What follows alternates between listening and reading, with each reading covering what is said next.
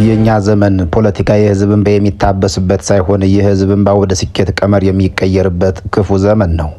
ዘመኑ በእርግጥ መሪዎች ስለ ሰላም እየሰበኩ በጓዳ ግን ስለ መተላለቅ የሚያቅዱበት፣ የሚዶልቱበት፣ የሚያሰሩ፣ የሚፈቱና የሚገምዱበት ዘመን ነው።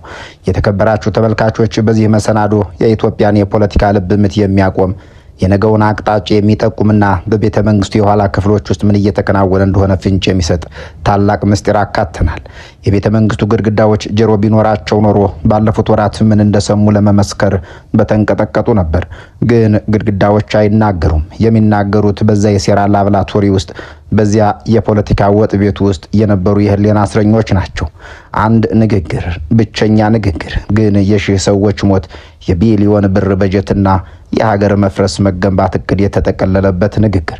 የኦሮሚያ ክልል ፕሬዝዳንት አቶ ሽመልስ አብዲሳ በቅርቡ በአንድ ዝግ ስብሰባ ላይ የተናገሩት የተባለው ቃል የኢትዮጵያን ሰማይ እንደ መብረቅ ሰንጥቆታል። አማራን በአማራ የማጨፋጨፉ እቅድ በከፊል ተሳክቷል ላሉ ተብሏል።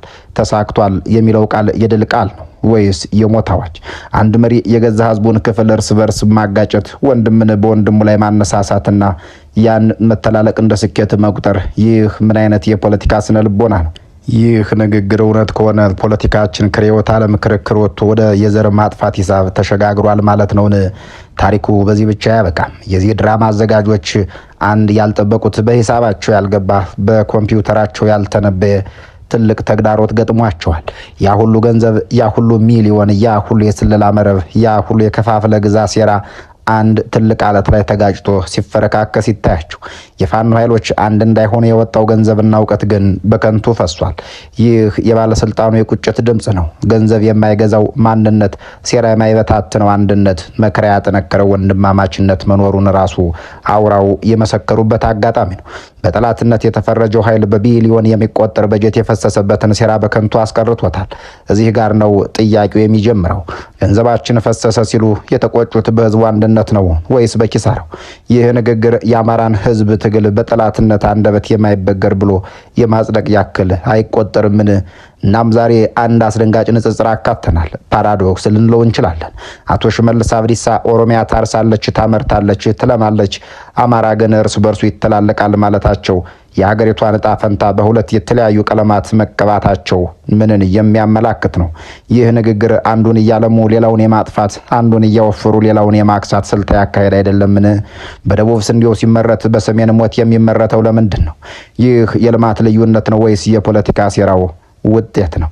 በሚቀጥሉት ደቂቃዎች ወደ እነዚህ አደገኛ መረጃዎች ጥልቅ እንገባለን። ይህ መረጃ ከየት መጣ? ንግግሩ ምን አንድምታ አለው? በከፊል ተሳክቷል ማለት ምን ማለት ነው? ገንዘቡ በከንቱ ፈሰሰ ሲባልስ ምን ያክል ገንዘብ ነው? ምን አይነት እውቀት ነው?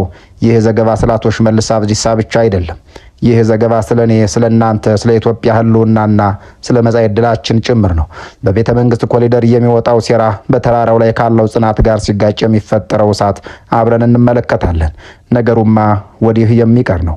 በእርግጥ የቤተ መንግስቱ ግድግዳዎች ጆሮ የላቸውምና የፈሰሰባቸውን መዓት አምቀው እንደያዙ ናቸው።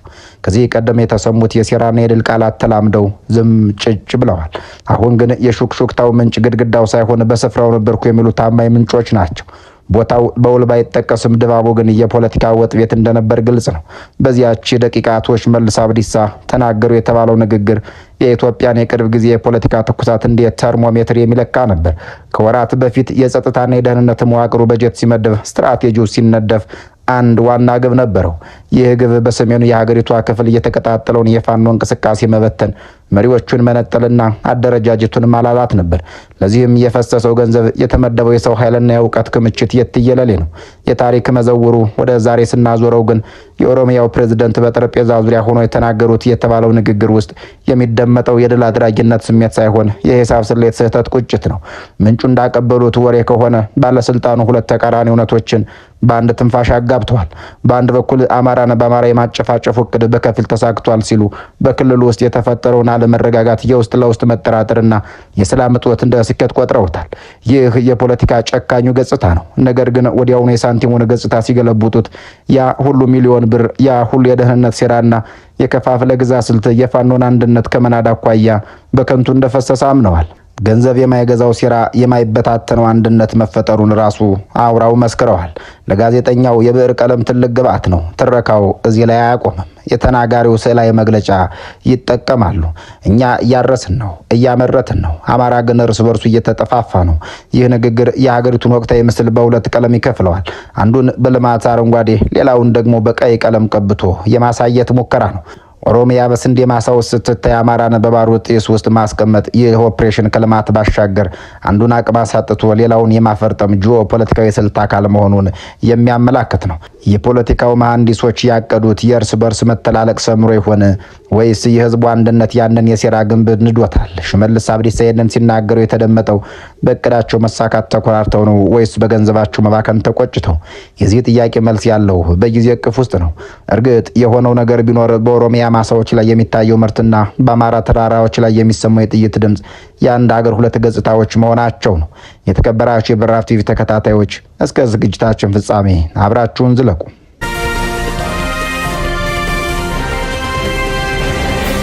አዲስ አበባ የሸገር ምቾት አብዛኛውን ጊዜ በብርድ ልብስ የተሸፈኑ ናቸው። ከቅርብ ጊዜ ወዲህ የከተማዋ ቅዝቃዜ የሚመነጨው ከአየር ንብረቱ ብቻ አይደለም። ከቤተ መንግስቱ ኮሪደሮች ለሚሾልኩት መረጃዎች ከሚሰጠው ትርጉም ጭምር እንጂም።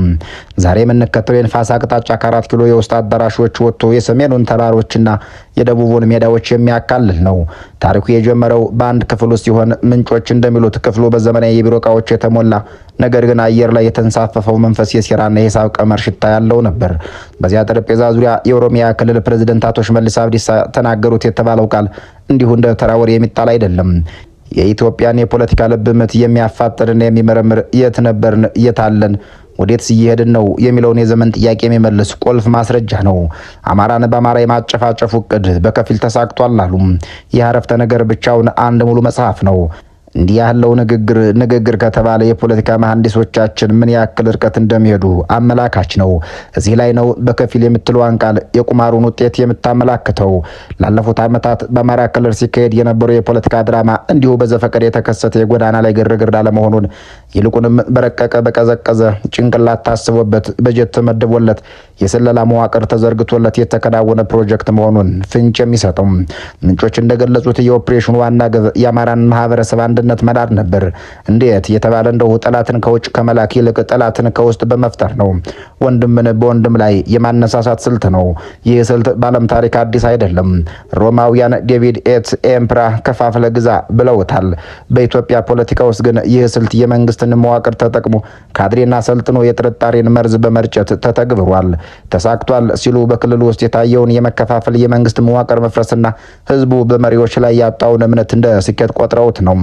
ደም ሲፈስ፣ ከተማ ሲፈራርስ፣ ማህበራዊ እሴት ሲሸረሸር ይህ ለፖለቲካ ስሌት ትርፍ ተብሎ ተመዝግቧል።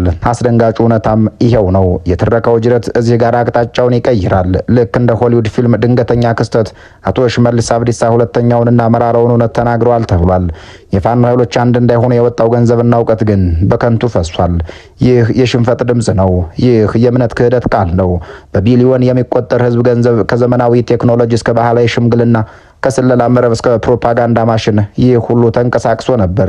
ዓላማው አንድና አንድ ሲሆን ፋኖ የተሰኘውን የህዝብ ንቅናቄ እርስ በርሱ ማባላት፣ በመሪዎቹ መካከል የስልጣን ጥማት መፍጠርና አደረጃጀቱን ብትንትኑን ማውጣት ነበር።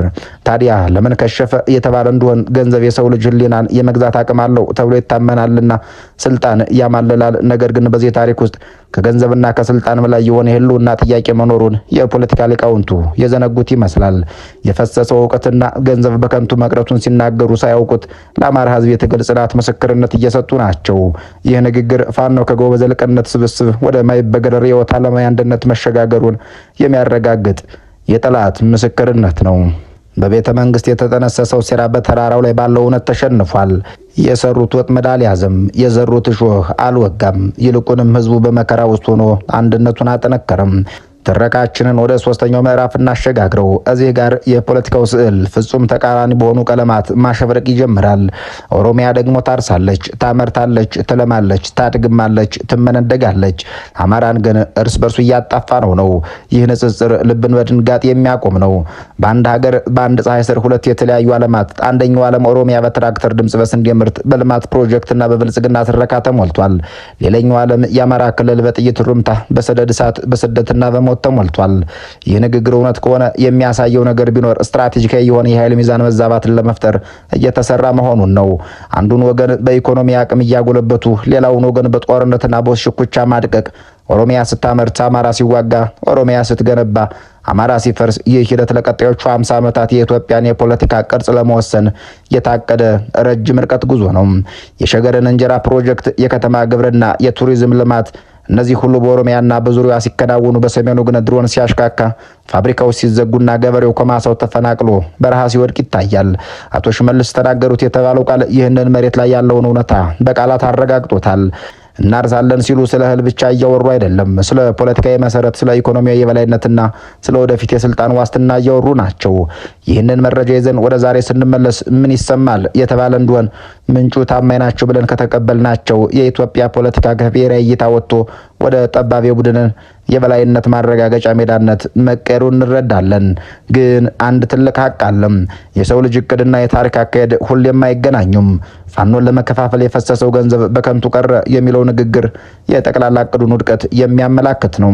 አንዱን ክልል እያለሙ ሌላውን ማጥፋት በመጨረሻ የሚፈጠረው ያልተረጋጋ ሀገርን ነው። ኦሮሚያ ብቻዋን በሰላም ደሴትነት ልትቀጥል አትችልም። ጎረቤቶቿ እየነደዱ የእሷ ቤት አይቀዘቅዝም።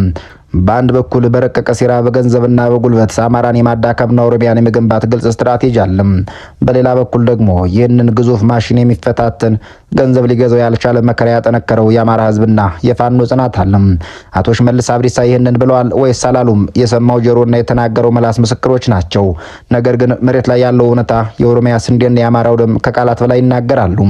ይህ ዘመን ቅርስ ነው። ትውልድ የሚቀበለው፣ ታሪክ የሚመዝነው፣ የፖለቲካ ሳይንቲስቶች የሚመራመሩበት የኢትዮጵያ የቁልቁለትና የዳገት ጉዞ ምዕራፍ ነው። የዚህ ሁሉ ማጠቃለያው ግን አንድ ጥያቄ ላይ ያርፋል። ሴራው ያሸንፋል ወይስ ጽናቱ? መልሱን ጊዜ ብቻ የሚሰጠው ይሆናል። መረጃው እውነት ነው አይደለም የሚለው ድምዳሜ ያድማጩ ይሆናል። ዝግጅት ክፍላችን ያቀረበው በምንጩ ዋቢነት የተቀናበረውን የታሪክ ቅኝት ብቻ ነው። የተከበራችሁ የበራፍ ቲቪ ቤተሰቦች በያላችሁበት ዓለም ሰናይ ጊዜ እየተመኘን በዚሁ